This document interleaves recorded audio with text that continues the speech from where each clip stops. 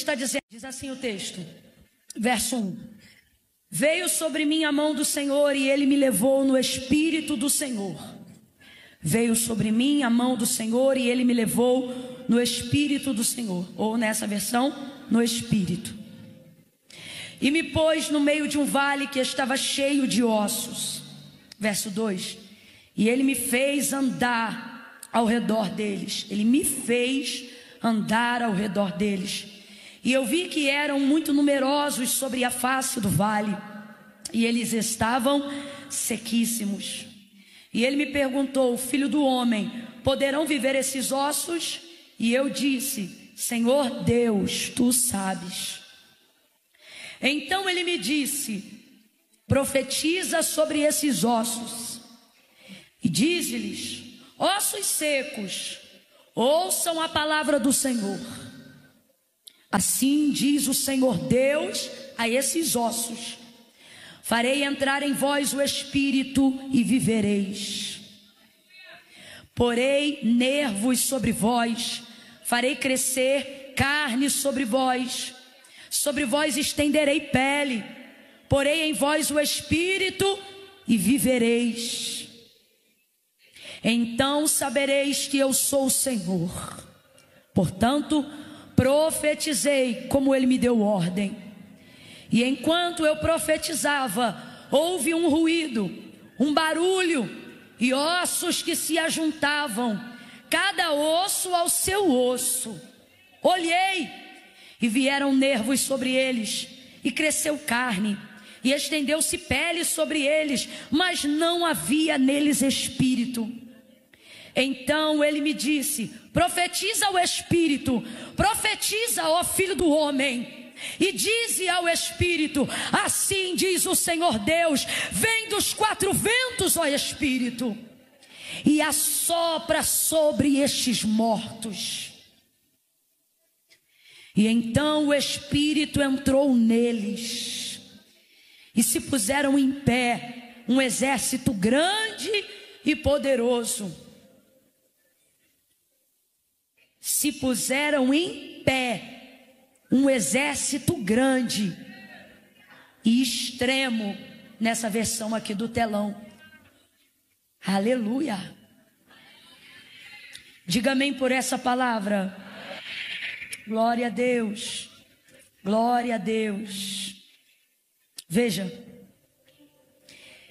esse texto mexe muito comigo, porque apesar dele refletir de maneira muito pontual a um momento de Israel no cativeiro, Deus revelando aquilo que faria a casa de Israel nesse momento, anunciando sua libertação, anunciando que uma hora esse cativeiro terminaria, e levantando Ezequiel não só como sacerdote no meio deles, mas também como profeta, para confirmar essa anunciação. Mesmo tendo consciência de todo esse contexto, é impossível não identificarmos uma aplicação profética para os nossos dias. A casa de Israel estava cativa, mas o Senhor está anunciando o que vai acontecer a esse povo. Como ossos espalhados no vale, secos, sem direção, sem a dignidade do sepultamento, o que mostra que na verdade um ciclo não foi encerrado. Por isso esses ossos não estão embaixo da terra, mas estão em cima da terra. Não houve sepultamento, o que houve foi um abatimento. É só um contexto para a gente entender. E o texto vai revelar então que no Espírito, isso aqui não está acontecendo numa realidade física. Você sabe, mas é bom a gente frisar. Isso aqui está acontecendo numa realidade espiritual.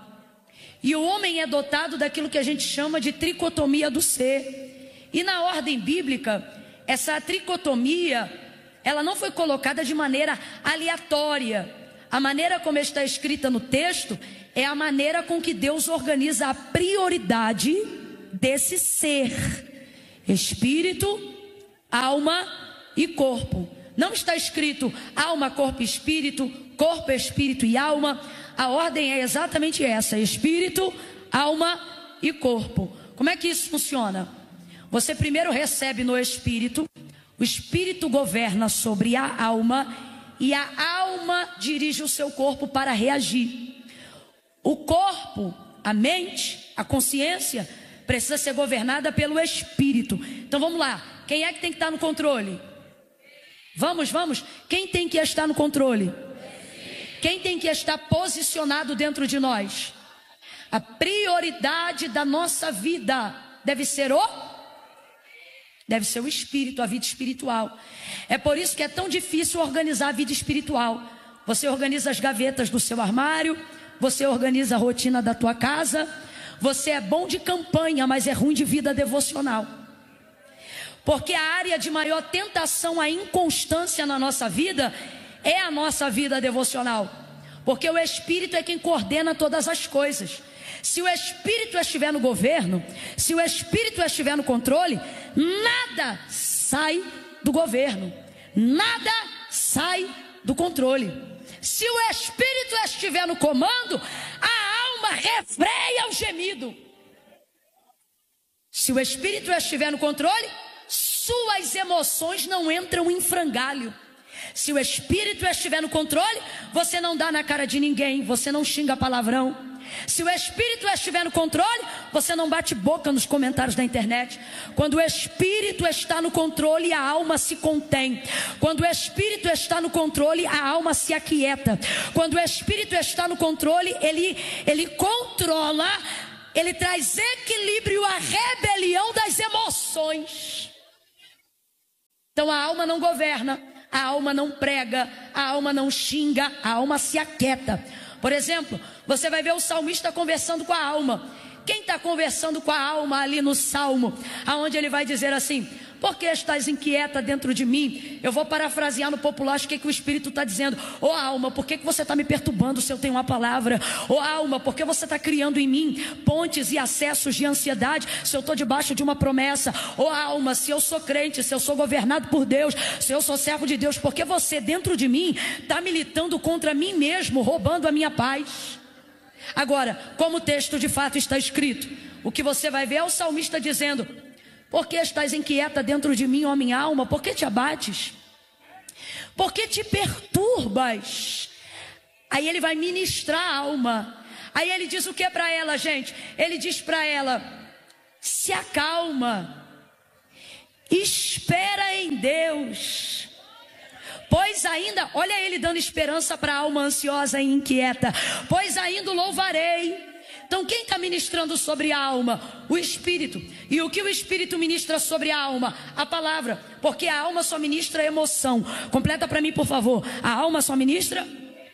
Bora. A alma só ministra? É por isso que quando a alma segura o microfone para pregar, ela bate em todo mundo. Ela fala só o que sente e não o que a palavra de Deus diz. É por isso que quando a alma ora, ela até se esvazia na oração, mas ela não recebe resposta. Porque Deus não tem compromisso com a emoção, Deus tem compromisso com a palavra dele. Se você perceber por que as orações dos antigos eram respondidas com tanta agilidade, com tanta pressa, você vai perceber que por mais que eles estivessem esmagados na alma, eles tinham a emoção sob controle, o que dava a eles capacidade de orar a palavra e não orar o que a alma sentia. Vou te dar um exemplo. Moisés, por exemplo, todas as vezes que ele falou com Deus e que Deus decidiu respondê-lo imediatamente, diga comigo, na hora, respondeu imediatamente a sua oração, você vai ver que não são orações aonde ele esvaziava a alma, mas orações aonde ele invocava o Espírito na palavra. O que ele orava? Ele não dizia eu sinto, ele dizia eu estou te pedindo tal coisa porque tu disseste. Orava a palavra.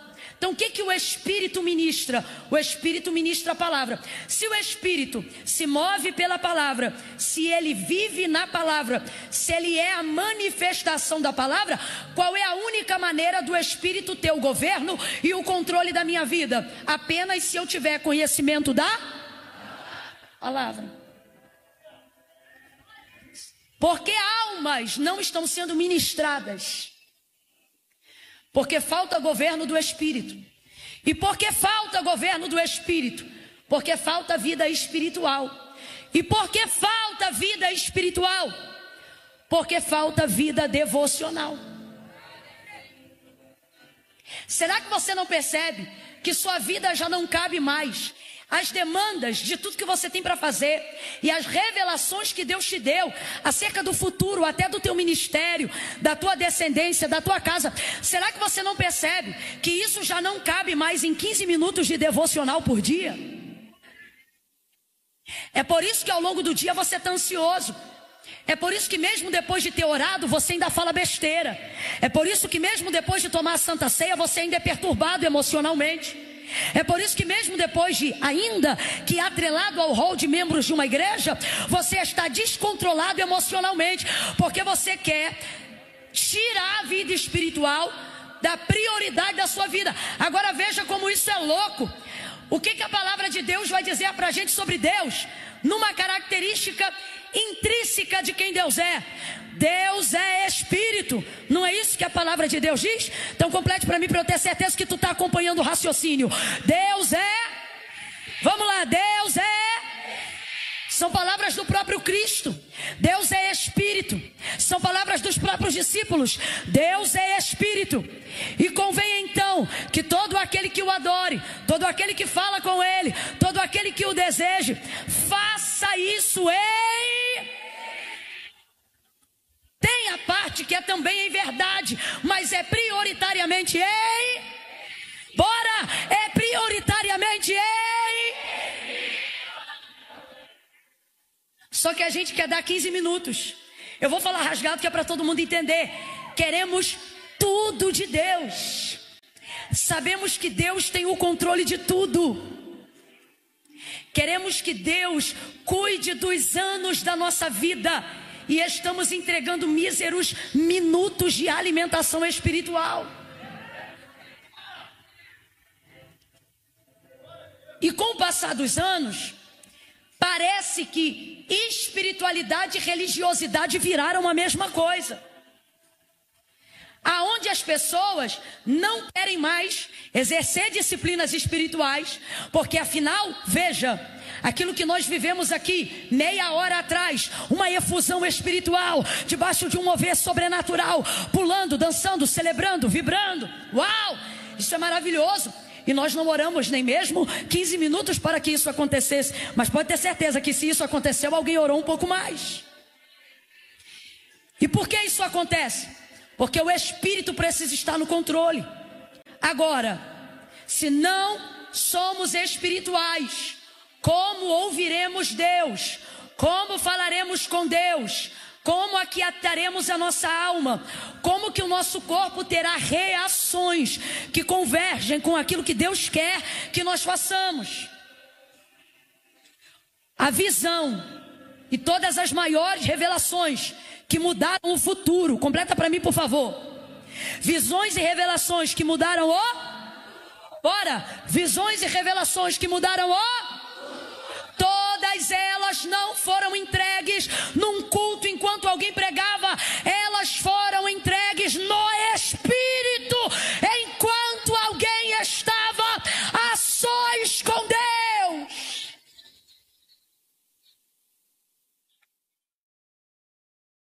No Espírito. Temos dificuldade de discernirmos a voz de Deus. Camila, eu estou orando e eu sinto tal coisa.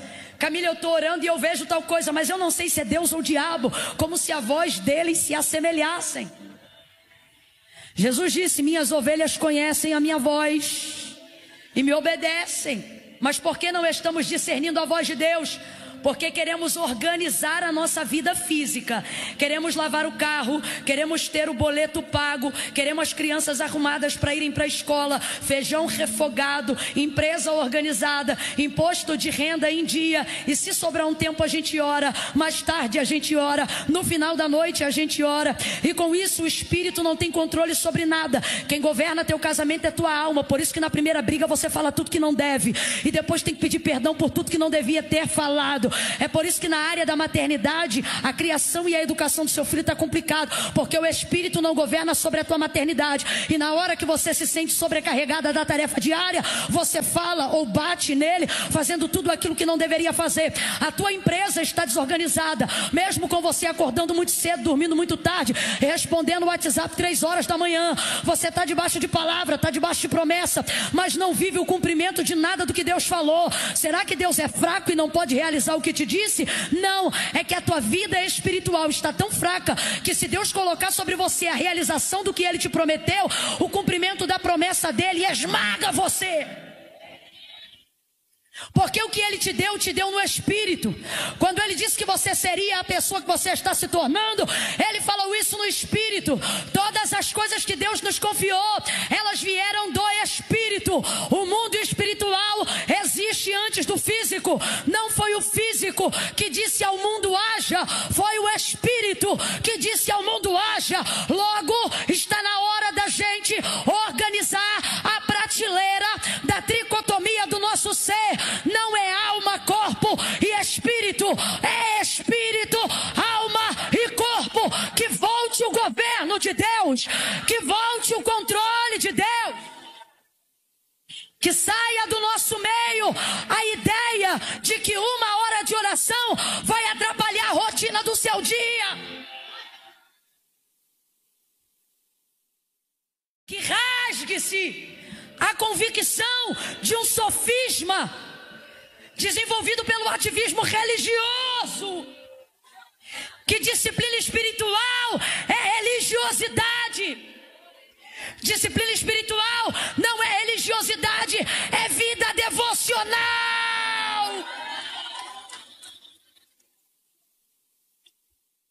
Você está terceirizando um poder que recebeu prioritariamente. O Senhor aparece, e essa revelação extraordinária, ela é dada a Ezequiel no Espírito. Grita após mim, igreja. Ela é dada a Ezequiel no?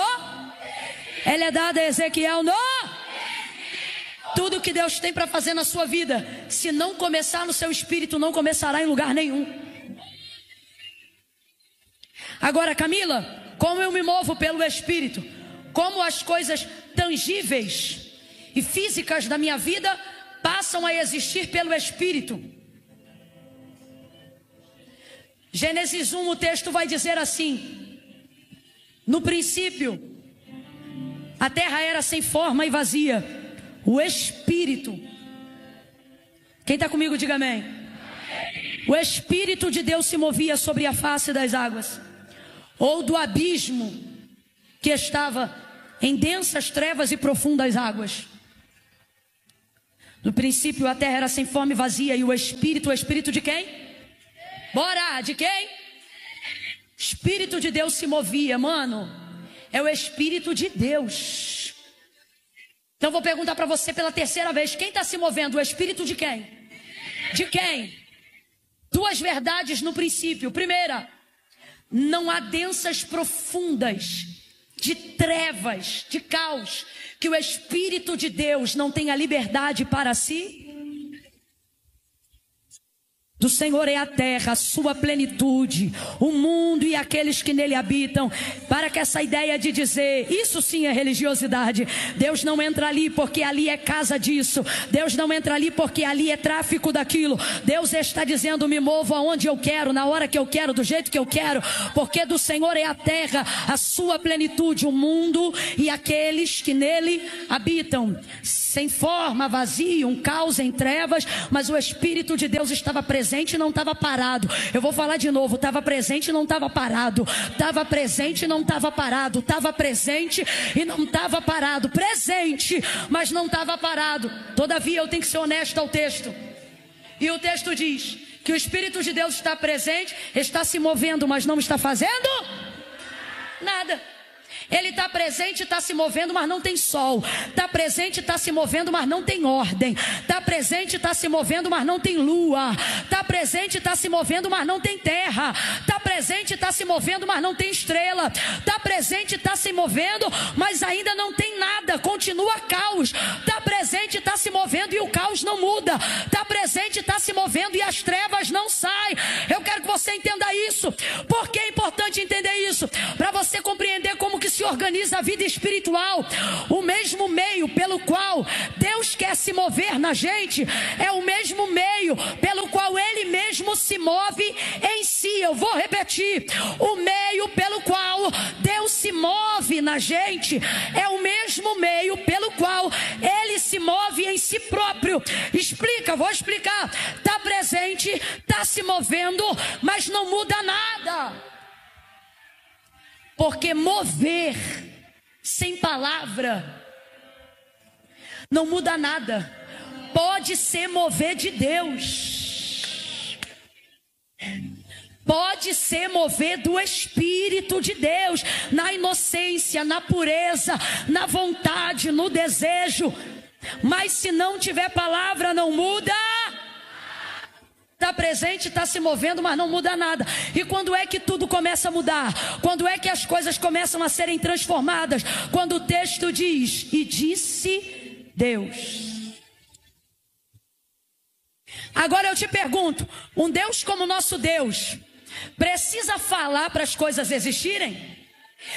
Tudo que existe, tudo que há, diz o autor da carta aos Hebreus, não foi feito por prova aparente do que se vê. O que ele está dizendo? Que tudo que você toca, que tudo que você enxerga, não existe por obra do acaso. Mas antes, céus e terra, oh meu Deus, céus e terra foram criados pelo poder da sua palavra. Agora raciocine comigo. Deus poderia ter criado tudo que existe, tudo que há, numa inspiração assim, ó.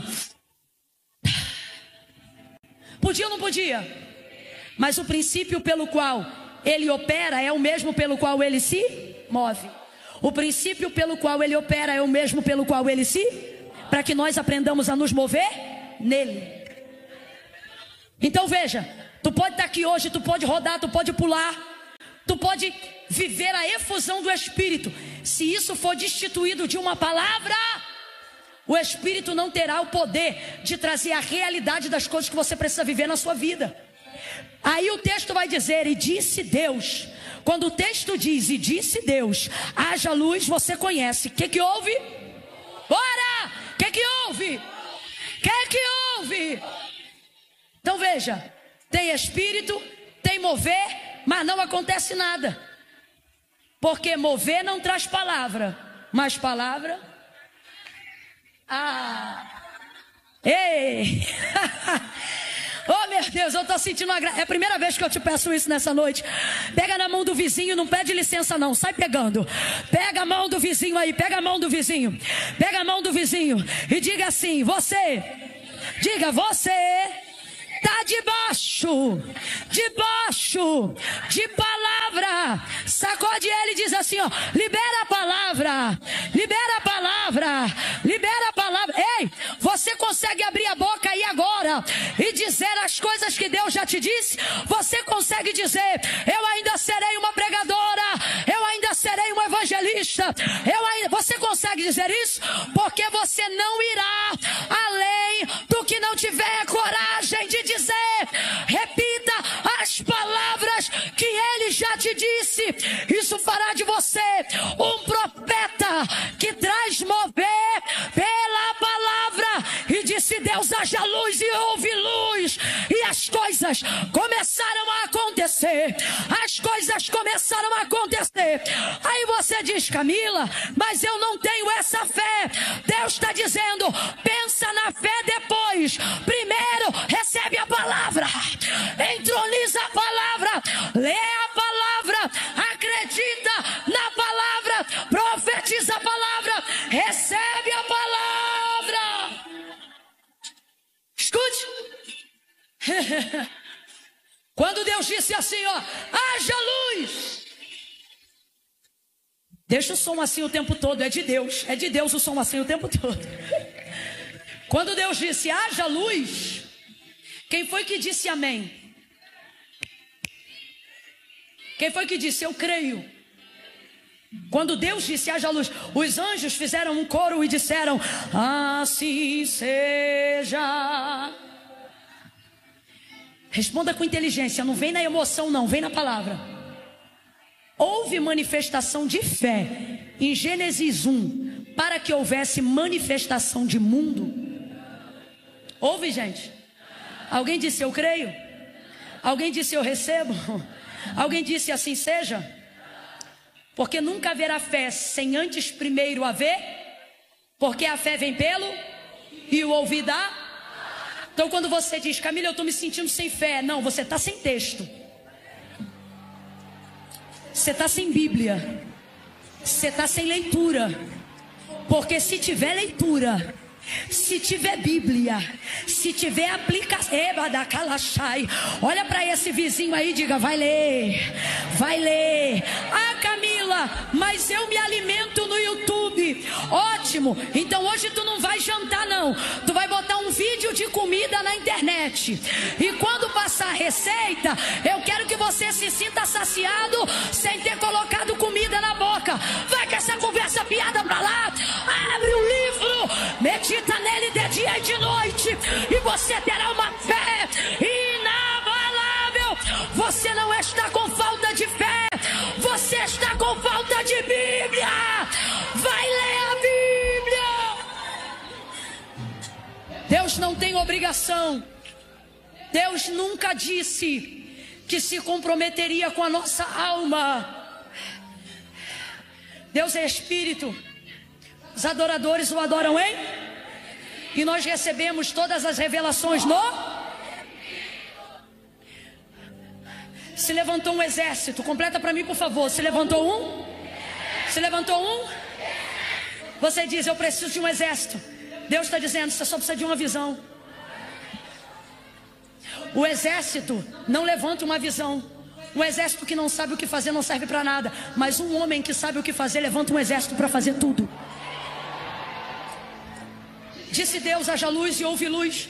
Se moveu pela palavra, dia após dia. Tudo o que ele dizia ia acontecendo, porque como ele disse a Jeremias, essa é a verdade do nosso Deus. Ele vela para cumprir a sua palavra. Falaria e não cumpriria, diria e não faria. Porventura ele é homem para que minta, o filho do homem para que se arrependa? Essa palavra é digna de toda aceitação. Por que que quando há destituição de governos, quando há desejo em alguém de extermínio de massas, esse é o livro mais procurado? Por que que ninguém persegue o Pequeno Príncipe? Porque o Pequeno Príncipe não muda a sociedade. Por que que ninguém persegue o Livro Vermelho? Porque o Livro Vermelho não afronta governos. Agora, quando Hitler decidiu exterminar uma raça, o primeiro livro que ele deu ordem para procurar na biblioteca foi o livro da capa preta, porque naquela época não haviam as cores e variedades que tem hoje. Por que se teme tanto esse livro? Porque a China não aceita esse livro, porque todo lugar que prega a anarquia odeia a Bíblia. Agora todo lugar que entende de reino e monarquia ama a Bíblia. A falecida rainha Elizabeth, ao receber Billy Graham em sua casa, vendo que ele era um homem de oração, o que ela dizia? Que ela temia mais o joelho de um homem diante de Deus do que um exército com arma apontado para a Inglaterra. Aqueles que entendem de reino, aqueles que entendem de poder, compreendem o poder desse livro. É por isso que tudo que é sistêmico, que quer instaurar libertinagem, anarquia e destruição, odeia e rechaça esse livro.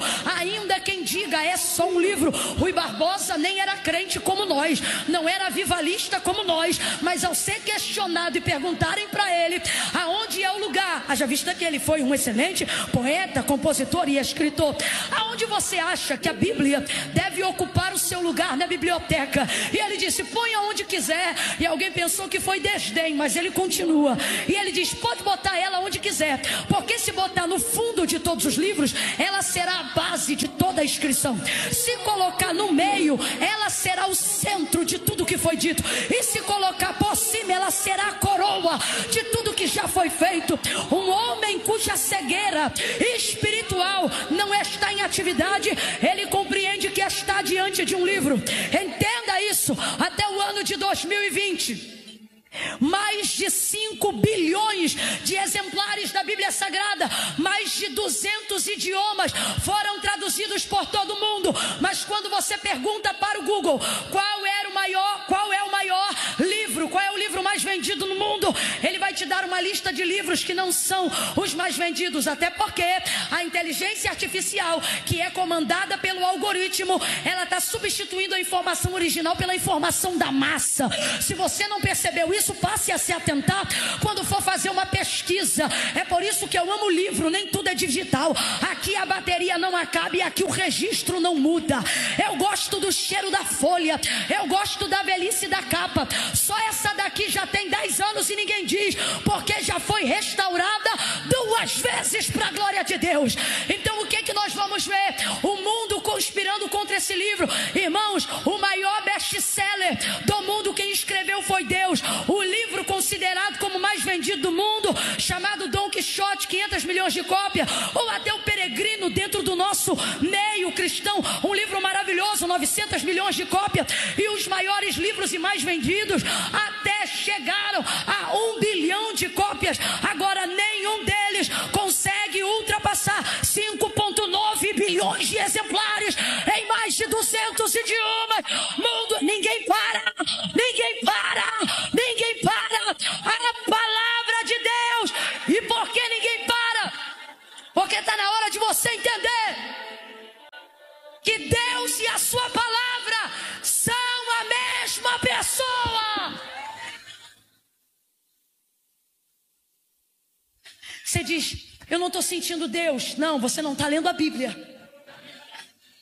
Porque Deus e a sua palavra são a mesma? São. No princípio era o verbo é o quê? Palavra. No princípio era o verbo estava com Deus e o verbo era Deus. Isso é a biografia de Jesus Cristo escrita para o João. Nele estava a vida, então a vida está onde? Na palavra. Bora? Nele estava a vida, e a vida está onde?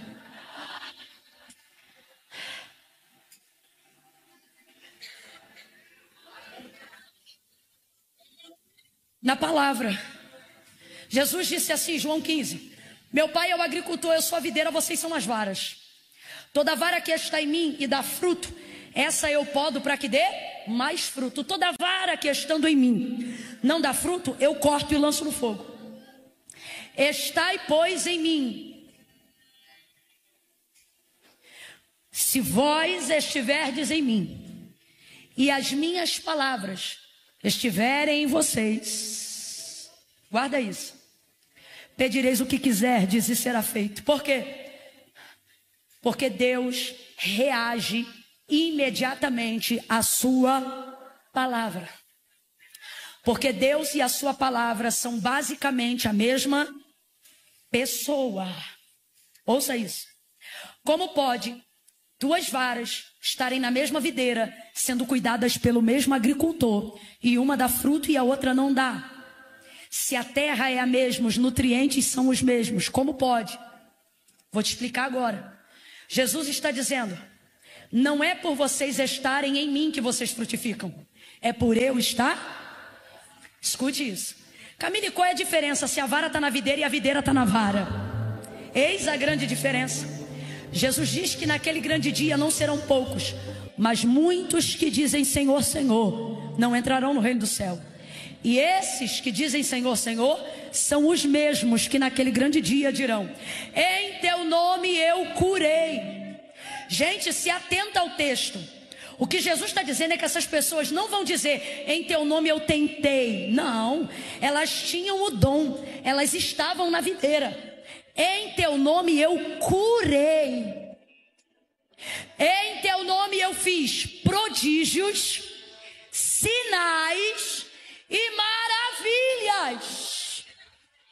Eu fiz, eu não tentei, eu fiz. O exercício do dom está ali. Jesus vai dizer para essas, apartai de mim, malditos, para o fogo eterno, porque eu nunca vos conheci. Agora responda para mim, quem cura em nome de Deus conhece Deus? Sim ou não? Bora, sem medo. Quem cura em nome de Deus conhece Deus? Sim ou não? Quem profetiza em nome de Deus conhece Deus? Sim ou não? Quem faz sinais e maravilhas em nome de Deus conhece o poder de Deus? Sim ou não? Agora veja como nada disso vai impedir de que elas caminhem para o inferno.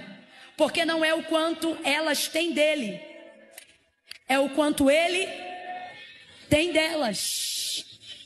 E isso significa que elas estão na videira. Vou falar rasgado que é para todo mundo entender. Você pode vir no culto, sentir a presença de Deus, chorar com sinceridade.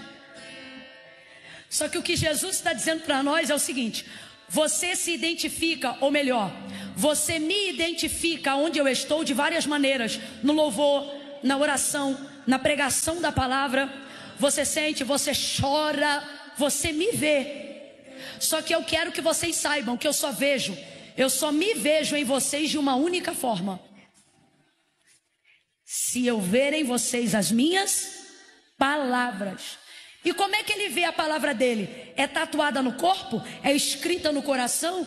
É gravada na memória fotográfica da mente? Não, é na prática de uma obediência. Se eu ver que vocês manifestam a minha palavra na conduta de vocês, então eu me identifico em vocês. Se eu me ver em vocês, o Pai me verá em vocês. Então qual é a única maneira disso acontecer? Se as minhas palavras estiverem em vocês. Então não é o quanto vocês conseguem tirar de mim, não é o quanto vocês conseguem fazer campanha no meu nome e contar testemunho, não é o quanto vocês sentem a minha presença com alguém pregando ou cantando, não é sobre o quanto vocês me alcançam quando querem, é sobre o quanto eu tenho vocês quando eu quero. Se vós estiverdes em mim, as minhas palavras estiverem em vocês, pedireis o que quiserdes, e isso será feito. O que Jesus está dizendo? Que o compromisso imediato do Pai é de corresponder à sua palavra. Como que deve haver manifestação de fé? Só haverá manifestação de fé genuína se houver manifestação de conhecimento verdadeiro Se tiver palavra, a fé vem. E aonde a fé vem, o milagre acontece. Olha para mim. Fé não é sobre o que eu sinto. Fé é o que você está fazendo agora, cansado, com um monte de demanda para resolver, mas está aqui dentro dizendo: daqui eu não saio, ninguém me tira. Tem gente que está prendendo a urina porque não quer perder 15 segundos de palavra, porque está dizendo: não é sobre o que eu sinto, é sobre o que eu quero saber. Há uma sede de conhecimento agora mesmo no teu interior, dizendo para você: não saia, conheça, busque, para que quando você ore, a sua oração seja poderosa, para que quando você cante, a sua canção seja poderosa, para que quando você pregue, a sua mensagem seja poderosa, para que quando você entre em sua casa, a sua vida seja poderosa. Então volta ao texto. Como é que o Espírito governa? Ele governa debaixo de palavra. Então, gente, é necessário conhecer Deus pela sua palavra. Por que você passa a ouvir vozes e a sentir coisas e não sabe se é Deus ou o diabo, se é a sua mente ou se é seu coração corrupto? Porque você não tem consciência do que a palavra diz. Aí qualquer pregador de internet rouba teu coração, qualquer 30 segundos de rios bagunça a tua alma, qualquer pastor que não o teu corrompe a tua mente. Você se torna uma cana agitada pelo vento, porque você está conhecendo Deus através da vida de pessoas que já conheceram Deus. E Deus está dizendo: o conhecimento que você precisa ter de mim não pode ser terceirizado.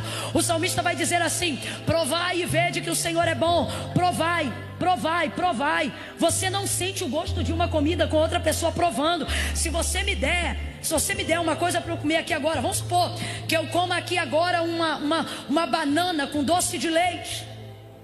Você vai imaginar porque já comeu doce de leite, vai imaginar porque já comeu uma banana. Agora a explosão de sabor que eu vou sentir na boca quando eu comer, você vai sentir comigo? É assim que a gente está querendo conhecer Deus, vendo o outro comer e querer sentir o que ele está sentindo, sem provar o que ele está provando. Homens espirituais têm de Deus visões. Homens que recebem de Deus visões levantam exércitos. Deus fala no Espírito. Hoje, quando o culto acabar, não é o quanto você ouviu de mim que muda a sua vida, é o quanto você vai decidir falar com Deus que muda a sua vida. Eu vou lhe falar a verdade. Sabe o que vai me livrar naquele grande dia? de que não seja eu a pessoa a dizer: em teu nome eu preguei. E que não seja eu a pessoa que Jesus vai dizer: apartai de mim, porque eu nunca vos conheci. Não vai ser o quanto eu preguei, não vai ser o quanto eu falei dele, vai ser o quanto eu falei com ele. É sobre isso. Eu quero que você repita isso após mim agora. Diga: não é o quanto. Tá fraco, diga: não é o quanto eu falo dele, é o quanto eu falo com ele. Quando eu prego aqui, eu tenho 100% de chance de no Espírito mudar você. Mas quando eu oro, Deus tem 100% de chance de mudar a mim. Então o que Deus está dizendo para nós é: organize a sua vida espiritual. Priorize a sua vida espiritual. A terra que você está pisando, ela não existia antes do Espírito trazer ela. Logo, porque os papéis estão invertidos, aonde você organiza primeiro sua vida, paga primeiro suas contas, resolve primeiro a rotina de casa, para só depois ir orar e falar com Deus. É por isso que você não está conseguindo. Deus está dizendo: muda tudo, fala comigo primeiro e vai trabalhar depois, fala comigo primeiro e vai arrumar a casa depois, fala comigo. Ei, ativa o teu espírito, bota ele no controle de novo. O Espírito vai governar a alma, e a alma vai dar o comando certo para o corpo. A visão era de um vale, a visão era horrível, a visão era horrível. Eu poderia falar muitas coisas nesse texto. Eu amo esse texto e a revelação que Deus me deu nele, mas cabe só uma, e não nos será tirada nessa noite. O Senhor leva ele em espírito. Não perguntou se ele queria ir. Liberdade no espírito é isso. Não é o quanto eu tenho de Deus, é o quanto Deus tem de mim.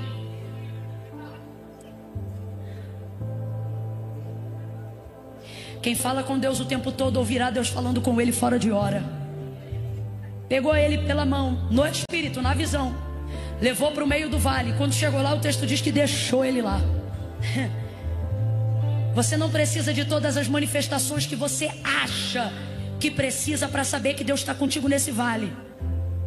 Você só precisa de uma coisa. O que, Camila? Não parar de ouvir a voz.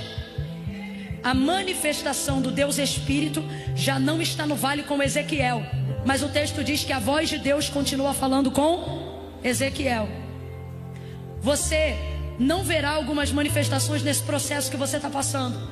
Só que Deus está dizendo: não queira ficar preocupado por não ver a minha mão. Só fique preocupado quando você não ouvir a minha.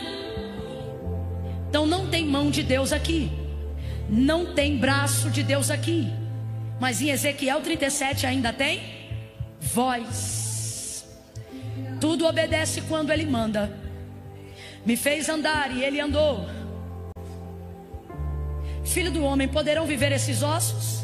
Senhor Deus Jeová, tu sabes o que ele está dizendo. Desse vale eu não sei nada, mas do Senhor eu sei que o Senhor pode o que quiser. Então profetiza. E Ezequiel não começou a profetizar. Ezequiel ficou esperando o que Deus ia mandar ele dizer. Olha para cá. Profeta de verdade não revela o que Deus não disse, só repete o que Deus já falou. Você não é mais profeta quando tem uma visão do que é profeta quando tem coragem de repetir algo que Deus já te falou. Camila, o que me torna profeta? O dom de visão? Não. Camila, o que me torna profeta? O dom de revelação? Também não. O que te torna profeta é a capacidade e a coragem que você tem de verbalizar na sua língua o que Deus só falou no seu ouvido. Muitas pessoas recebem de Deus palavra, mas não se tornam profeta, porque o que torna um profeta não é o que ele recebe de Deus, mas é a coragem que ele teve de entregar o que Deus falou. E por que a maioria das pessoas não tem coragem de repetir o que Deus falou? Porque normalmente o que Deus manda a gente falar não tem nada a ver com o cenário, não tem nada a ver com a sociedade, não tem nada a ver com a família. Então o nosso status esmaga o nosso ímpeto profético. para que eu não perca os seguidores, para que eu não deixe de ser amado, para que as pessoas não descredibilizem o meu ministério. Eu não vou falar o que eu tenho ouvido, porque isso que Deus está falando comigo é muito severo, é muito duro, é muito pesado, é muito diferente, é muito discrepante, é um milagre, é isso, é aquilo. Hoje, o ego dos escolhidos mata mais do que a perseguição do diabo.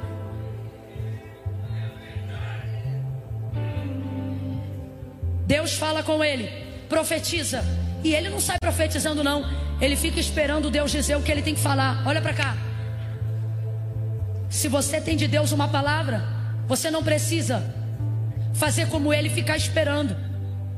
Nós temos uma palavra. Ele não tinha o manual que nós temos, mas nós temos. Meu Deus, o que isso significa? Reproduza o que você já sabe. Está andando na madrugada?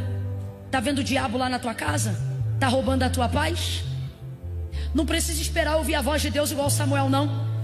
Tira o corpo de debaixo daquela coberta. Abre a Bíblia no Salmo 91 e repete o que você já sabe.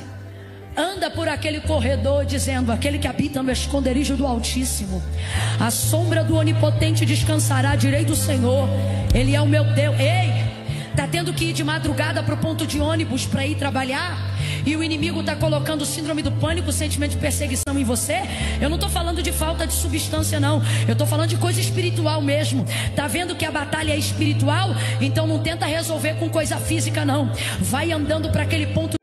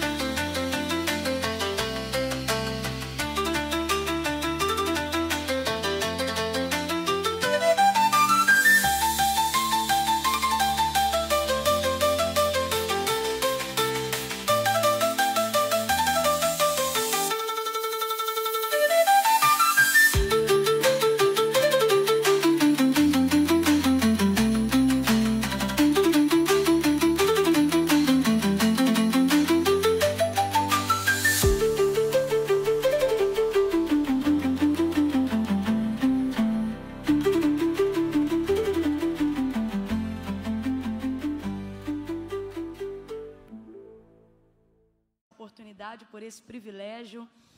Quando eu soube que o culto, ele chama Pink, eu caí num baldinho de tinta e falei, é a minha oportunidade de estar no rosa hoje. E estou feliz demais de estar aqui, feliz de ver tanta gente, a massa carioca se mobilizando para dizer que Jesus é bom. Eu imagino que deve ter gente de tanto lugar aqui, né? Meu Deus do céu. Será que tem gente de Madureira aqui? Meu Deus. Tem alguém da Baixada Fluminense do nosso Rio de Janeiro? E terra, oh glória. Será que a galera do Terreirão chegou também? Tem gente do Terreirão aqui? Oh glória. Maravilha, gente, que alegria. Que alegria, porque hoje, na verdade, é terça-feira, né? É terça hoje? E se mobilizar para estar diante do Senhor, isso é lindo demais, né? Deus ele está encontrando prazer em nós nessa noite aqui. Quero louvar a Deus por todas as irmãs que estão na extremidade do templo. Gente que está sentadinha, ligadinha, buscando receber da mesma atmosfera que repousa sobre todo esse lugar. As irmãs que estão nas portas, gente, você pensa assim, meu Deus, como está cheio, você está sentado. Imagina quem está de pé lá. Deus te trouxe hoje aqui para mostrar que tem gente que é mais crente que eu e você. Para a gente ficar mais fiel com o Senhor. Vocês estão dando uma aula para a gente hoje aqui de fidelidade, de comprometimento. Deus abençoe todas as irmãs. Porque tem pessoas que, né, não consegui lugar, não estou acomodado, tchau. Mas não, quando você sabe quais são os motivos que te levam para a casa de Deus, nada do que acontece no caminho te impede de viver e de receber.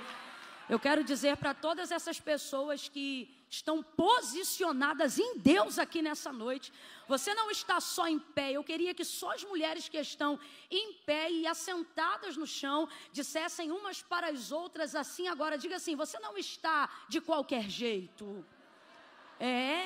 Diga para ela assim, você está posicionada. Isso aí não é um cantinho não, é uma posição de alguém que decidiu não abrir mão daquilo que veio buscar. E você vai levar, já está contigo. Aleluia!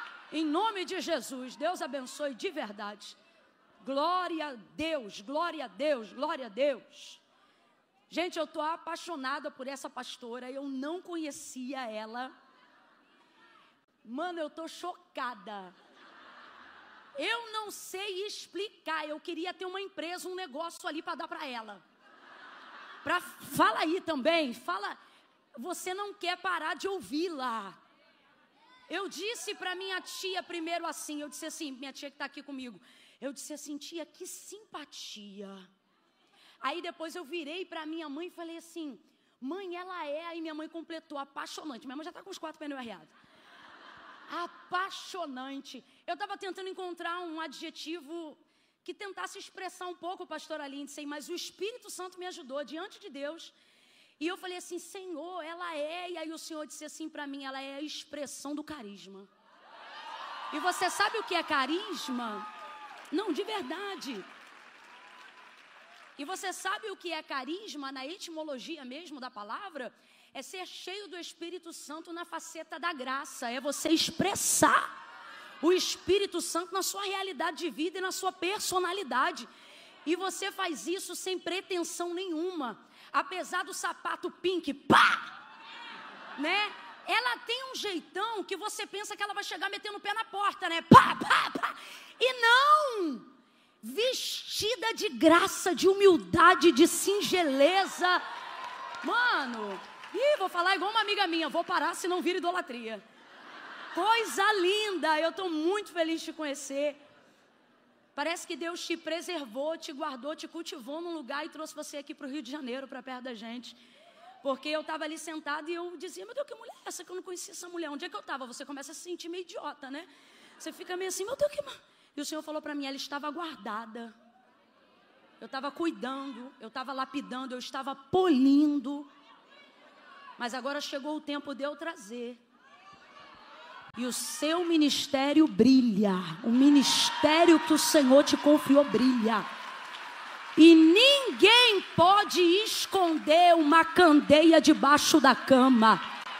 Ninguém pode esconder uma cidade fortificada debaixo de uma montanha. Ninguém alguém você vai florescer. Um holofote de Deus para quebrar muitos paradigmas.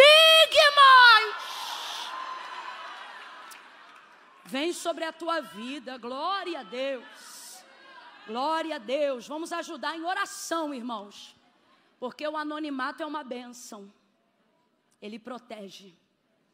A Bíblia diz que João Batista se guardou até a hora que deveria revelar-se. Tem tanta gente querendo aparecer, se com Deus mostrando já é complicado.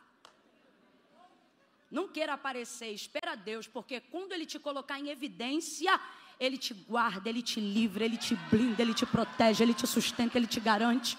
Então não tenha medo, viu, pastora? Glória a Deus, aleluia, que graça, que unção, gente. Meu Deus do céu, não parece que é a hora que é, mas é. Abre aí comigo a sua Bíblia, Gênesis. Vocês estão leves, vocês estão sentindo?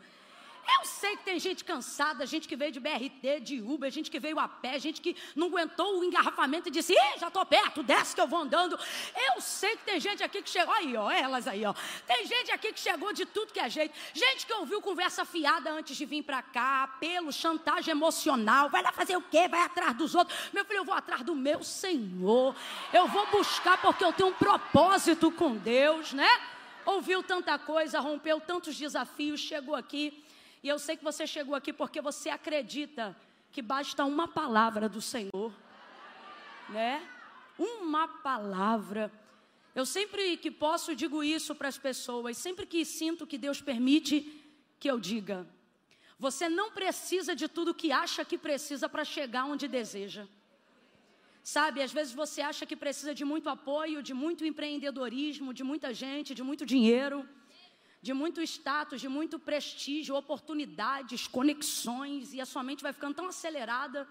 Eu não tenho como ser, não tenho como alcançar, não tenho como chegar, porque eu não tenho ajuda de fulano, eu não nasci como na família de ciclano, e tal, e tal, e tal. E o Senhor está dizendo, você não precisa de nada disso para chegar onde eu quero que você chegue.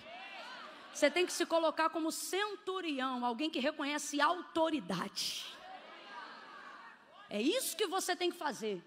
Ele disse para Jesus, eu reconheço a autoridade porque eu também sou um homem sujeito à autoridade. Compreendendo o princípio da autoridade, ele disse, basta uma palavra. Jesus ficou maravilhado com a fé daquele homem e disse para ele, pode ir, que o que você queria já aconteceu. Quando ele chegou em casa, o menino já estava de pé, curado. E aí ele pergunta, que horas foi mais ou menos que isso aí aconteceu? Aí, se eu não me engano, ele diz, ou 3 ou 5, né? E ele diz assim, é exatamente a hora que ele estava falando comigo. Uma palavra. Agora eu também quero dar uma palavra aqui para algumas pessoas que eu sei que vem por insistência. Camila, eu não entendi, vai entender agora. Gente que às vezes vem para uma reunião como essa, não porque está com a expectativa lá em cima, mas porque está tão sem expectativa que é tipo assim, vamos ver no que dá. Sim, você está rindo, mas isso é muito sério. Tem gente que está aqui, que veio para não dizer que desistiu antes de tentar.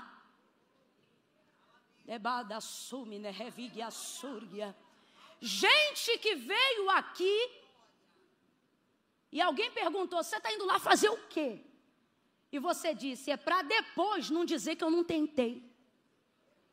Porque no seu prognóstico natural, você já determinou que a decisão é abandonar, é parar, é largar, é desistir. Porque está cansada, e eu te compreendo. Não concordo, mas eu te compreendo. Porque quando você está cansada, você não desiste, você tem que descansar. Mas o cansaço, ele faz a gente tomar atitudes e decisões erradas. E tem gente que entrou aqui que não está com a expectativa lá em cima, não está motivado como muita gente. Tem algumas poucas mulheres que estão aqui que disseram assim, ou eu ia hoje lá, ou eu me jogava daquele prédio. Ou eu ia hoje lá, ou eu pegava um rumo e sumia do mapa. Algumas poucas mulheres estão aqui assim. Você pensou, enquanto estava aqui no culto, apesar de tanta graça, tanta unção, tanta manifestação, você é tão contrastante ao cenário da fé, que em dado momento do culto nem você entendia porque permanecia aqui. Mas eu também tenho uma palavra de Deus para a sua vida. e eu não estou contando com a sua fé para que ela se manifeste. Porque quando eu leio 2 Reis, capítulo de número 4, eu vejo um profeta chamado Eliseu, profetizando sobre a vida de uma mulher sunamita que o hospedou e o recebeu por um bom tempo em sua casa. E ele, já constrangido em ser tão abençoado pela vida dessa mulher, sentiu-se na obrigação de dar a ela a colheita merecida. Porque, irmão, a semeadura, seja no servir ou em qualquer outra forma, ela é opcional, mas a colheita é obrigatória. Você planta se você quiser, mas a colheita não depende de fé para acontecer. Camila, é verdade? É, porque é princípio de lei. Lei não conta com expectativa da fé. Por isso que tem gente que não tem a fé que a gente tem, a fidelidade que a gente tem, a devoção que a gente tem, mas segundo a medida da semeadura do camarada, ele vai lá e colhe. Aí buga a mente do religioso, que diz, como é que pode um cabra afastado, ignorante, desligado de tudo que a gente conhece como santidade, de repente prosperar na área X e Y? É porque ele não está fundamentado em fé, ou em sentimento, ou em devoção, mas ele está respaldado pela lei. E o que a lei diz acerca desse princípio? Tudo que o homem plantar, isso ele vai colher. Então essa mulher semeou muita coisa sobre a vida do profeta Eliseu, e ele agora se sentindo quase que na obrigação, abre aspas, de compensar, de retribuir, até porque ele tem autoridade para fazer isso.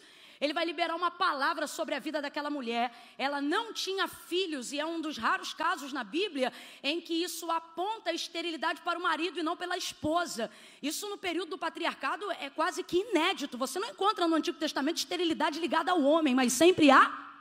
Só que o texto é extremamente fiel e diz que, na verdade, o problema não era ela, porque ela não tinha filhos, mas Geazi diz, porque o marido é avançado em idade.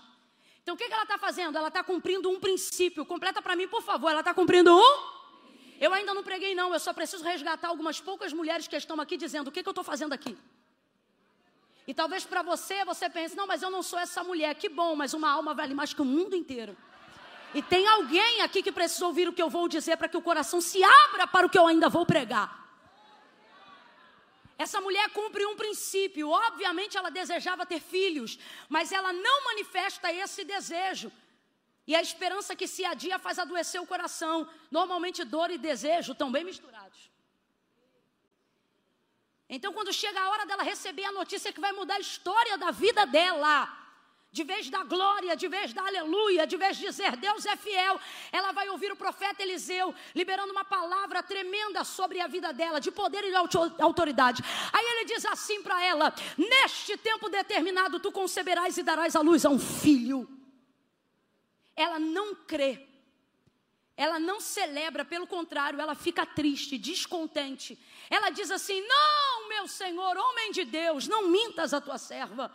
Tem gente que deixa de crer, não porque não crer mais em Deus, mas porque já foi tão amassado por falsos profetas, homens mentirosos, atmosferas tecnicamente montadas para fingir que a unção de Deus estava naquele lugar, que quando ele está numa atmosfera real, ele não se conecta, não porque a atmosfera não é real, mas porque o trauma não deixa, blinda ele.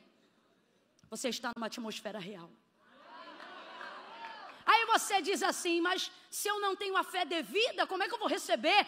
Como é que essa noite pode ser uma chave virada de Deus para a minha vida? Vou lhe dizer agora. Porque existem uma outra categoria de mulheres que vieram aqui a esse culto. Mulheres que, graças à bondade e à misericórdia de Deus, ou já superaram momentos como o seu, ou ainda não atravessaram e estão com a expectativa lá em cima. Só que essas expectativas não são postas umas nas outras, apesar de ser o Dia Internacional da Mulher. Expectativas não estão postas em mim, minhas expectativas não estão postas no público, porque isso não se sustenta, isso vira fardo, julgo, isso cansa, ninguém aguenta.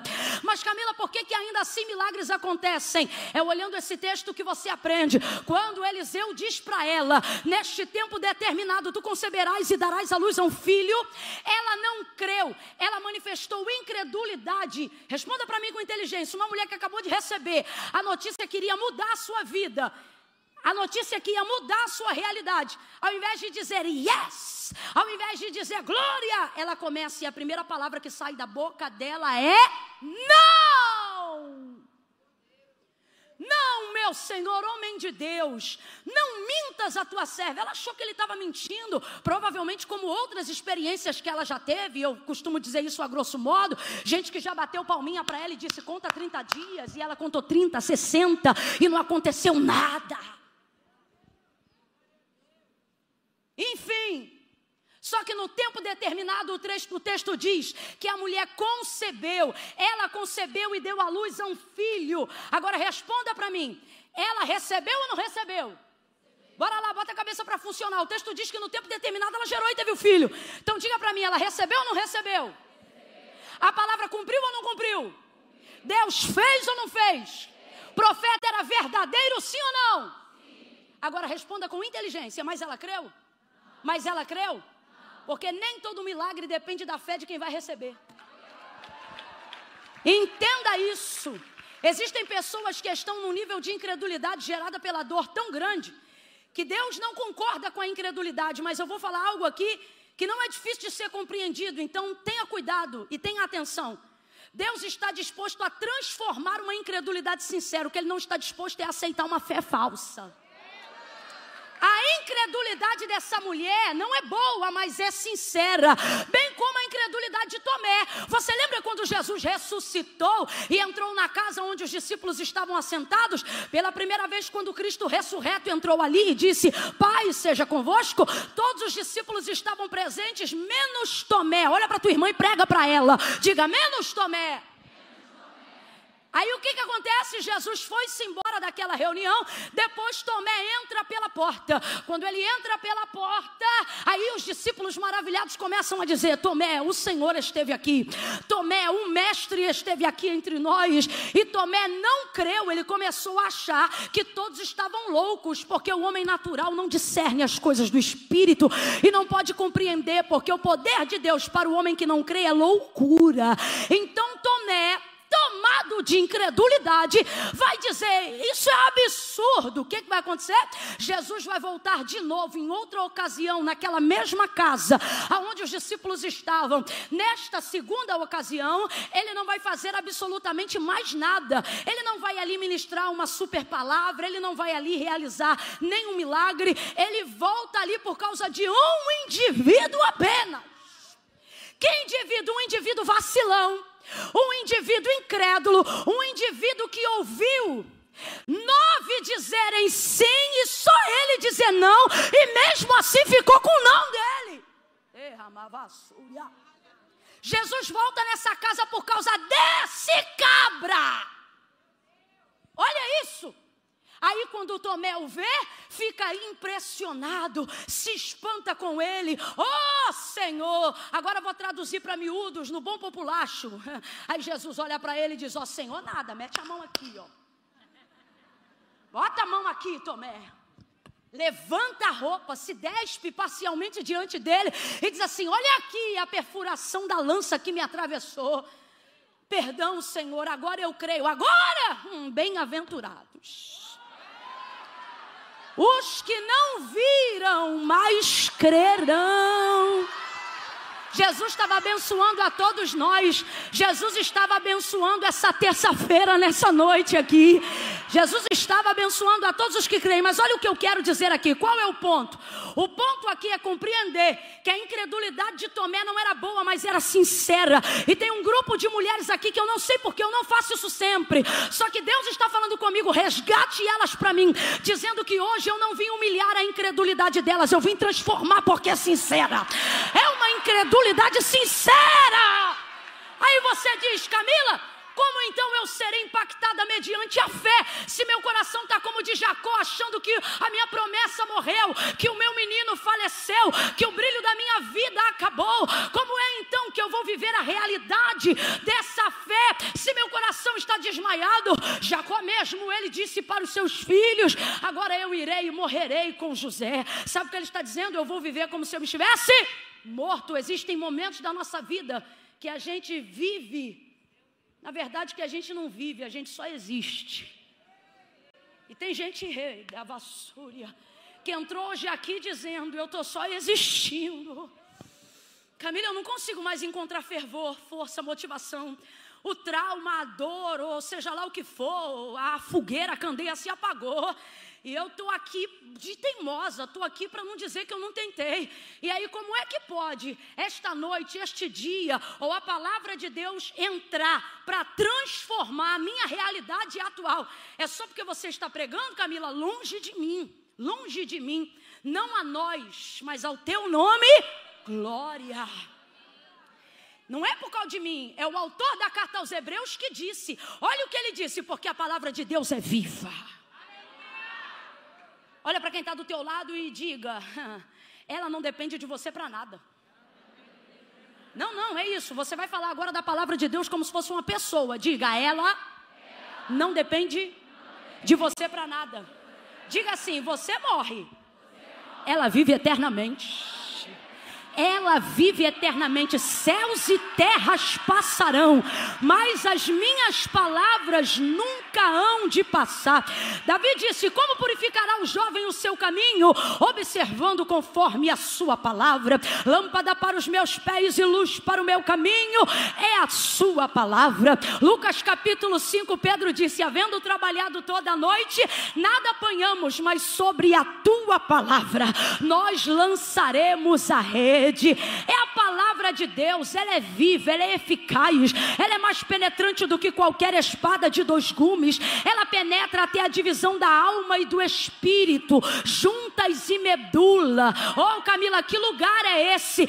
Esse lugar é um lugar que nem a ressonância magnética mais poderosa da terra entende.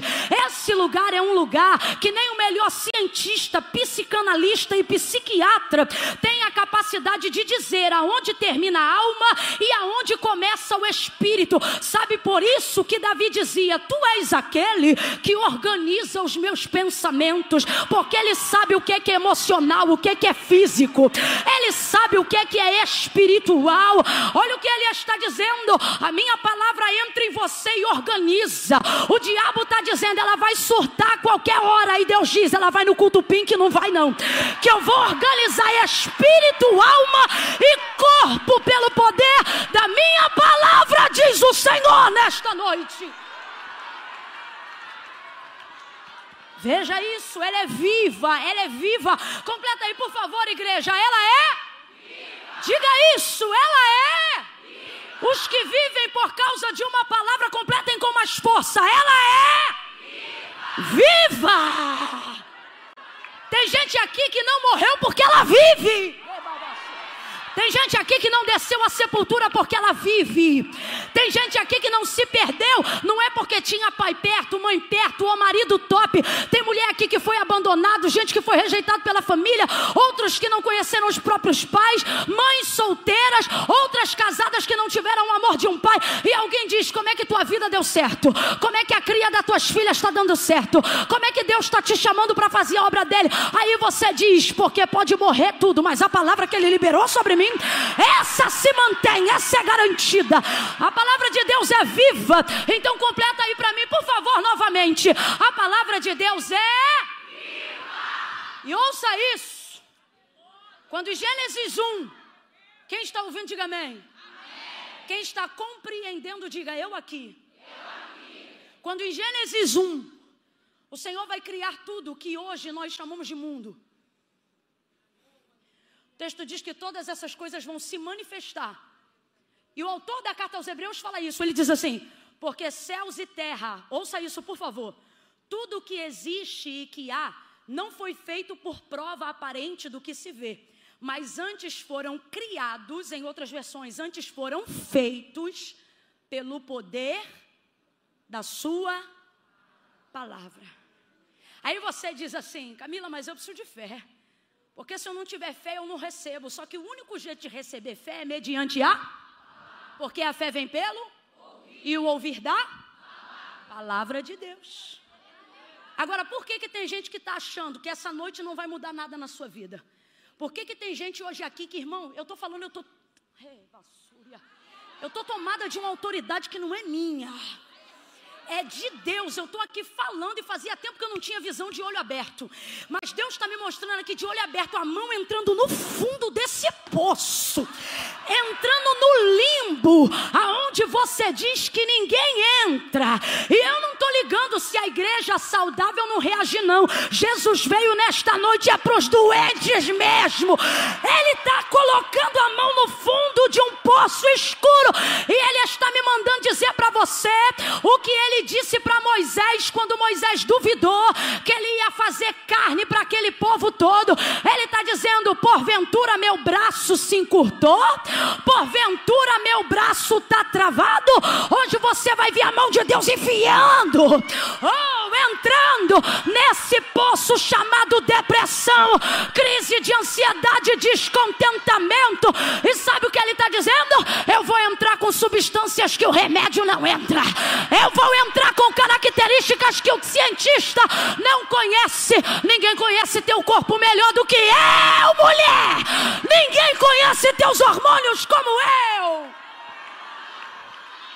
Lá no princípio, quando Ele cria todas as coisas, não criou segundo a medida da nossa fé, porque nós nem existíamos.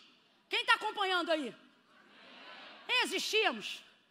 O texto diz: no princípio a terra era sem forma e havia trevas sobre a face do abismo. Antes de luz, havia trevas sobre a face do abismo.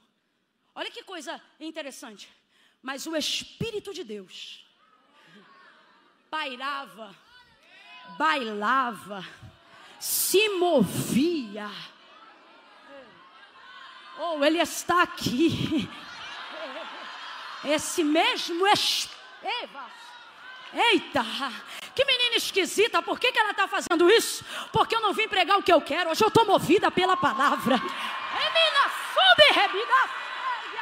O Espírito de Deus se movia sobre a face das águas. E disse Deus duas verdades. Primeira, não havia nada a não ser trevas. Guarde a primeira verdade: não havia nada a não ser. Mas isso ausentava a presença do Espírito? Do Espírito de Deus? As trevas afugentavam o Espírito de Deus? Por que você acha que as trevas afugentam? As trevas não afugentam a luz, não. As trevas são o melhor cenário para a luz refletir, para a luz se revelar. Olha como é que João vai descrever o nascimento de Cristo, que é baseado na palavra. Ele é o único que não vai falar sobre a conceição de Cristo pelo ventre de Maria, não vai trazer a sua biografia falando de José da casa de Davi. Ele é o único que vai começar dizendo assim: no princípio era o Verbo. Palavra. No princípio era o Verbo estava com Deus e o Verbo era Deus. Nele estava a vida, e a vida era quem lembra? Luz dos homens. Aí olha o que o texto diz: e a luz resplandeceu nas trevas. Resplandeceu aonde?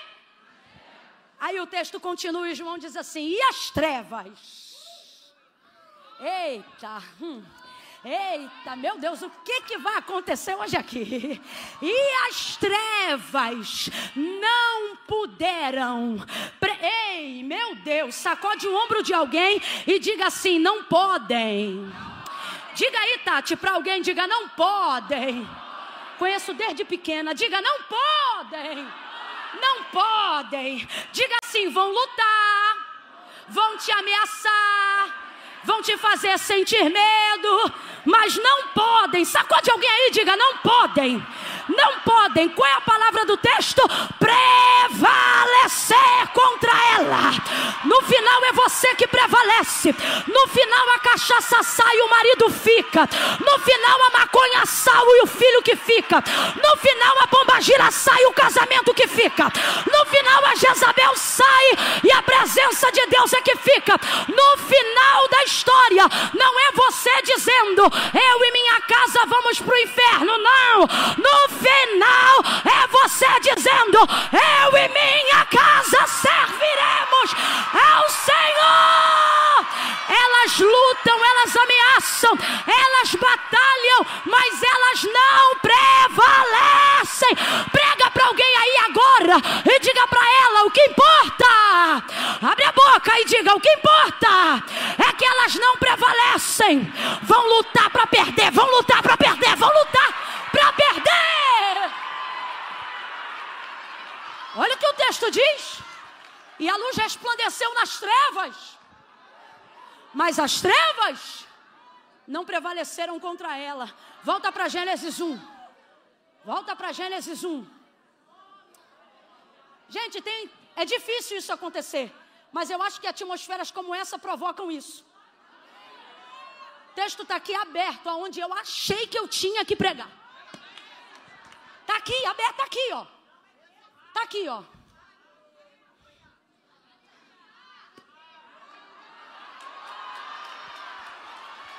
Mas o Senhor está dizendo para mim: prega a minha palavra. Aí eu digo: mas ali não é tudo tua palavra? O Senhor diz: não, fala para elas da força da minha palavra.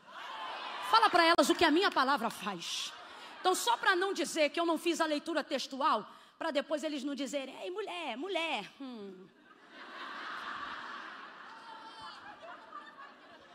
Abra comigo a sua Bíblia em Gênesis 1. Vai, abre aí. Vai, cumpre o protocolo, não dá brecha não, faz igual Jesus, cumpre a justiça divina e a terrena, para não dar brecha para ninguém falar nada, vai. Abra a sua Bíblia, Gênesis capítulo 1.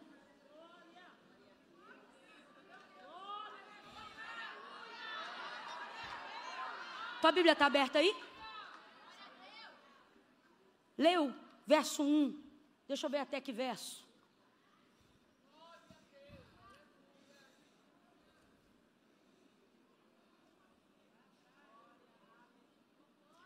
Você vai ler o capítulo 1, verso 1, 2 e 3, só. Todo mundo. Cadê a Bíblia? Tem um dia que a gente vai chegar, a gente vai ter que dizer assim: vamos abrir os nossos iPads sagrados. Mas pega aí, palavra de Deus é palavra de Deus. Rapaz, quem acha que a palavra não é, né? Esse povo tá com a Bíblia no notebook, tá com a Bíblia no iPhone, tá com a Bíblia no... O que estão fazendo com o pessoal que tá com a Bíblia lá no Afeganistão, no telefone? Porque a palavra de Deus é a palavra de Deus em qualquer lugar, seja escrito, seja digitalizado. Filha, Gênesis capítulo 1, verso 1, 2 e 3. No princípio, Deus criou os céus e a terra. A terra era sem forma e vazia. Havia trevas sobre a face do abismo, e o Espírito de Deus se movia sobre as águas. Então Deus disse: haja luz, e houve luz. Então Deus, o Espírito de Deus está se movendo, porque as trevas não impedem o mover de Deus, não impede. Filha, sua casa pode estar no meio de onde as trevas são adoradas por terceiros. Às vezes você mora com gente cujas trevas são adoradas, não são nem terceiros, são os primeiros. E você diz: meu Deus, como é que eu vou ser crente aqui dentro? Você está fazendo essa pergunta do lado de cá e o diabo está do outro lado dizendo: como é que eu vou ser diabo aqui dentro? Porque as trevas não inibem o mover do Espírito de Deus. Ouça isso. O Espírito de Deus se movia sobre a face das águas. Galeria, está comigo? Diga aleluia. Aleluia. Maravilha. O Espírito de Deus se movia sobre a face das águas. Só escada está com a gente, diga glória. Maravilha. Só portaria está com a gente, diga amém. Maravilha. O Espírito de Deus se movia sobre a face das águas, porque as trevas não podem prevalecer contra a luz. Você fica achando que Deus é só fogo, fica achando que Deus é só manto, fica achando que Deus é poder, você fica achando que tem que ter, só mover, só mover, só mover. Mas quando o Senhor foi buscar Paulo, escolhido, Saulo, Atos dos Apóstolos, capítulo 9, ele não o cercou com fogo, não o cercou com óleo. Vou falar uma linguagem a grosso modo para todo mundo entender. Não lhe cercou de língua estranha, não lhe cercou de avivamento, lhe cercou de luz. Saulo não viu Jesus em fogo, Saulo não viu Jesus em azeite, Saulo não viu Jesus em língua estranha, Saulo não viu Jesus em nenhuma das manifestações sobrenaturais que identificamos o poder de Deus. Saulo perguntou: quem és? E cercado por um resplendor de luz, Jesus respondeu dizendo: eu sou luz, eu sou Jesus. Então, quem olhava para a luz, ouvia uma voz saindo da luz que dizia: eu sou Jesus. Porque sinônimo de Jesus em questão sobrenatural, na primeira instância, é luz. Por quê? Porque luz é palavra e palavra é verdade. Quando ele cerca Saulo e o chama, ele está cumprindo o que disse acerca da própria palavra: conhecereis a verdade e a verdade vos libertará. O que liberta não é manto, é palavra. O que transforma não é poder. Poder é manifestação do quê? De algo que precisa acontecer antes. Agora, por que a fé de muitas pessoas estão afetadas, né? Em flagelo, em mutiladas, né? Por quê? Porque concebeu-se a ideia que é bíblica e é verdadeira, aonde nós já sabemos que sem fé é impossível agradar a Deus. Porém, você não pode querer caminhar nessa verdade sem admitir uma outra verdade acerca desta verdade, que nós já falamos aqui, que é qual? A fé vem pelo e o ouvir da... Não é palavra, é palavra de Deus. Vamos lá. A fé vem pelo ouvir e o ouvir da... Palavra de Deus, é a palavra de Deus. Então veja, o Espírito de Deus se move, irmão. Pensa numa pessoa que gosta de mover. Ah, vocês sabem. Vocês sabem. Mover é uma bênção.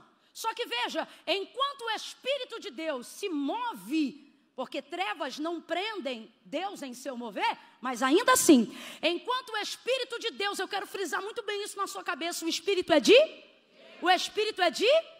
E o texto diz que ele não está parado, ele está se movendo. Mas mesmo assim, o Espírito de Deus está se movendo. Só que enquanto ele está se movendo, ele não faz nada. Ele se move, mas continua a treva.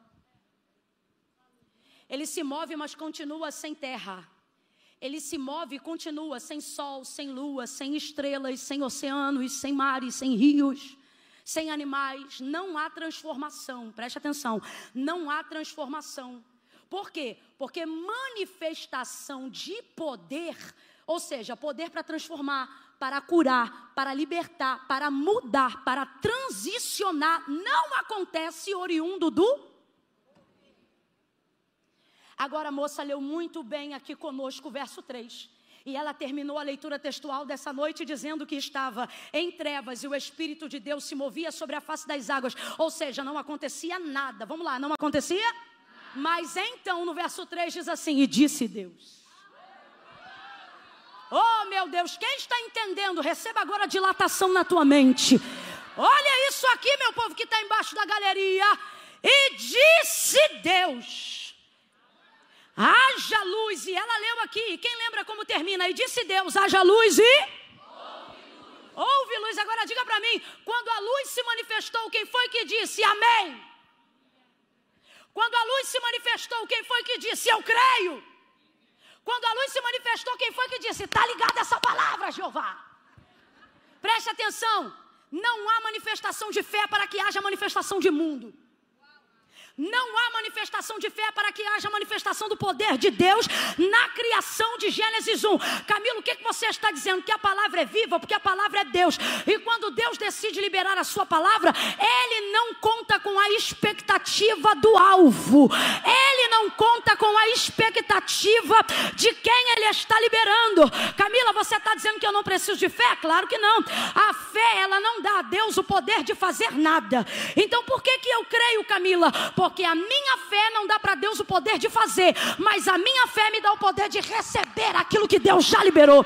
Então é por isso que eu creio, preste atenção, eu não creio para Deus ter poder de fazer nada. Quando Deus quer fazer, não é sempre que Ele quer. Mateus capítulo 15, verso 21. Passou pela cercania de Tiro e Sidom, mas não ia fazer se a cananeia não manifestasse fé. Porque o protocolo dizia, não convém pegar o pão dos filhos e deitá-los aos... Agora, por que eu tenho que ter fé independente da manifestação de poder? Lembra de Jesus entrando na casa de Zaqueu? Ele disse para Zaqueu, depois de ter passado por ele, voltou-se, o viu numa árvore e disse, desce, porque hoje me convém. Sabe o que ele está dizendo? Eu quero. Você não me convidou não, estou indo porque eu quero. Eu decidi entrar na sua casa. E entrou ou não entrou? Fez o que queria ou não fez? Porque ele queria e não pediu permissão para Zaqueu. Você tem que entender uma coisa, a Bíblia diz que de Deus é o dar. De Deus é o? Quando Deus decide dar algo para alguém, Ele nem pergunta se a pessoa quer receber. Porque Ele não depende da sua autorização para te abençoar. Ele não depende. Foi o que Eliseu fez com a sunamita. Eu vou voltar lá, porque eu pareço doidinha, mas não sou não. Ouça isso. Então, preste muita atenção. Não há manifestação de fé para que haja manifestação de mundo em Gênesis 1. Isso prova que a palavra de Deus é viva e poderosa para fazer. Muitas vezes, independente até de quem está ouvindo. Ele mira no alvo e libera. Agora, por que eu mantenho a fé, edifico a fé? Aí eu estou trazendo o exemplo de Mateus 15, 21. A mulher cananeia, eu poderia também trazer aqui Marcos capítulo 5. Por que a fé? Porque não é todo dia que eu sei o que Deus quer, minha irmã. E tem coisa na minha vida que acontece que eu não posso ficar à mercê só do querer de Deus, quando em Cristo Ele me deu autorização para receber o que eu quero. Não, Camila, eu ainda não entendi. Abre a mente, porque você vai entender. Quando Jesus entra na casa de Zaqueu, entrou porque queria. A vontade de Zaqueu não era determinante para o resultado que ele já tinha projetado. Quem ainda está ouvindo, diga amém. Mas a mulher cananeia que tinha a filha endemoniada em casa, não podia ficar de perna para o alto dizendo assim, se é da vontade de Deus, ele vem aqui. Fica assim com o demônio em casa. Não. Quando ela soube que ele ia passar, o que ela fez? Saiu correndo, gritando e clamando atrás dele. Aí ele disse, não convém pegar o pão dos filhos e deitá-los aos cachorrinhos. Ela disse, sim, Senhor, mas também os cachorrinhos comem das migalhas que caem da mesa dos seus senhores. Aí Jesus, mulher, tudo a ver isso aqui com o Dia Internacional da Mulher. Porque a linguagem original era cão. Qual era a linguagem original? Como é que um judeu deveria referir-se a um gentil? Como? Não era cachorrinho, era... Só que quando Jesus vê a insistência dela, ele não consegue chamar ela de cão. Então ele começa a usar o diminutivo. Camila, tem diferença? Na cultura tem. Porque cão é cachorro de fora, cachorrinho é animal de estimação. Quem era o cachorrinho naquele contexto cultural da época? Cachorrinho é a pessoa que não é filho, mas é servo da casa. Vou dar um exemplo. Você trata cachorro de rua igual trata seu pet em casa? Cachorro de rua, quando vem passando aquela pelagem que tu não sabe de onde vem, nem para onde vai, você já olha e diz... Agora, quando tu chega em casa, o teu começa a pular no teu colo e você não chuta ele para a parede. Porque ele não é cachorro, ele é cachorro de estimação. O que é isso? Está na casa, não dorme na cama, mas tem lugar para dormir. Não come no teu prato, mas tem lugar para comer. Não bebe água no teu copo, mas tem um lugar dele beber água. Quem está percebendo a diferença? E ela já sacou. Ela está entendendo, não precisa me tratar como filha. Se me tratar como serva, já vai ser o suficiente para eu sair daqui com o que eu quero. Escuta, ouça isso. Então, quando ele vê ela humilhada diante dele, verso 25 do capítulo 15, e dizendo, Senhor, socorre-me. E ele diz que não convém pegar o pão dos filhos. Aí ele diz dos cachorrinhos. A palavra original, quem lembra? Era o quê? Era o quê? Pelo protocolo da cultura judaizante, ele não tinha nem que estar falando com ela. Só que ele não aguenta, tá vendo ela clamar, tá vendo ela pedir. E no final ela se humilha e um coração contrito e quebrantado. Ele nunca despreza. Aquele que vier a mim de maneira nenhuma eu lançarei fora. Prostrado, humilhado e em adoração. Se você entender o poder da adoração. Em adoração, prostrada. Ela diz, sim, Senhor. Mas também os cachorrinhos. Ela já estava feliz de ser chamada de cachorrinho. Enquanto você se sente ofendida porque não entende a cultura, ela conhecendo a cultura entende, já me deu acesso. Aí ele diz para ela, mulher, grande é a tua fé. E cadê a cachorrinha? Não era cachorrinha? Por que agora A fé te eleva a dignidade. Não podia chamar de filha, não podia. Mas de cachorrinha também não conseguia mais. Quem fez isso? Quem fez isso? Fé. A fé te tira de lugares que a vida diz que é seu destino. Ei. A fé te tira de lugares aonde a sociedade te amarrou. A fé te tira de lugares aonde o protocolo te engessou. A fé te faz entrar na casa de um fariseu e ter que ficar encostada com a mão na parede. Estou falando da mulher pecadora, porque o protocolo dizia, pode entrar, mas não pode comer, pode entrar, mas não pode tocar. Só que o texto diz que quando ela vê Jesus, ela não aguenta, ela se desamarra e vai, porque amarra, Camila, ela não está presa. As maiores amarras não são as cordas do lado de fora, é a carceragem da consciência do lado de dentro. Ela sai da onde ela está, Jupira, e ela vai aos pés do Senhor. Aí alguém diz, não é pastora, não é pregadora, não é filha, não pode ser nem digna de ser chamada israelita, é pecadora. Eu não sei se ela era prostituta, adúltera, fornicadora, eu não sei qual era o pecado, só que uma atitude quebrou tudo que ela carregava quando ela se moveu, porque o texto diz que ela se moveu em adoração. Escute uma coisa, podem dizer que você não é pastora, que você não é pregadora, que você não é isso ou aquilo, só que quando você encosta essa barriga na pia e começa a lavar louça e começa a dizer, o Senhor é maravilhoso, o Senhor é bom, o inferno estremece. Sabe por quê? A acusação vai dizer, não é isso, não é aquilo, não pode isso, não pode aquilo. O fariseu vai dizer, não toca aí, não mexe aqui, não faz assim. Mas a adoração vai te colocar em outro nível. Camila, eu não entendi.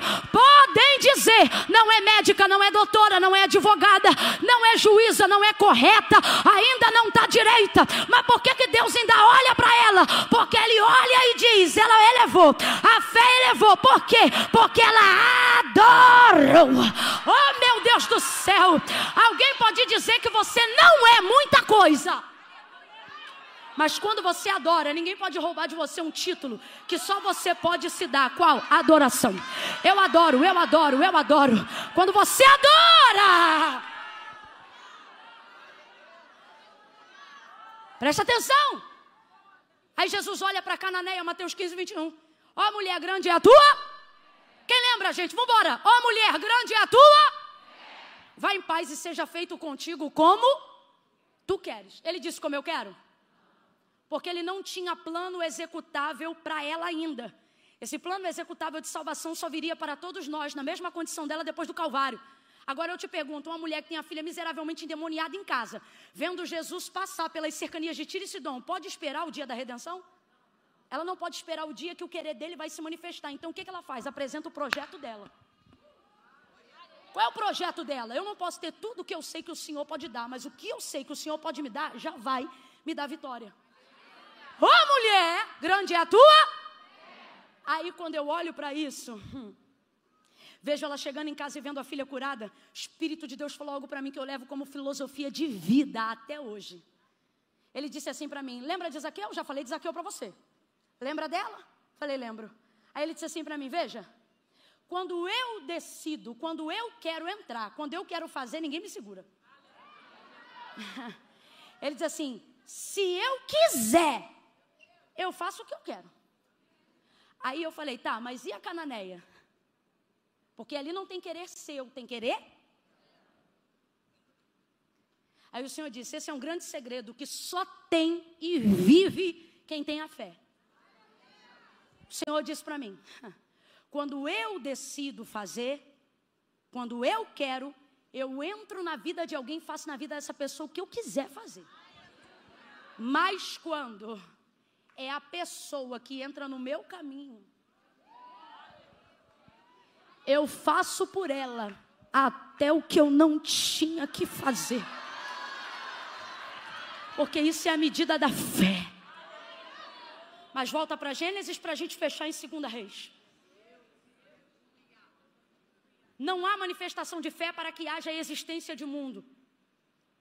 O Senhor disse, está se movendo, o Espírito de Deus está ali, mas a terra continua vazia, sem forma.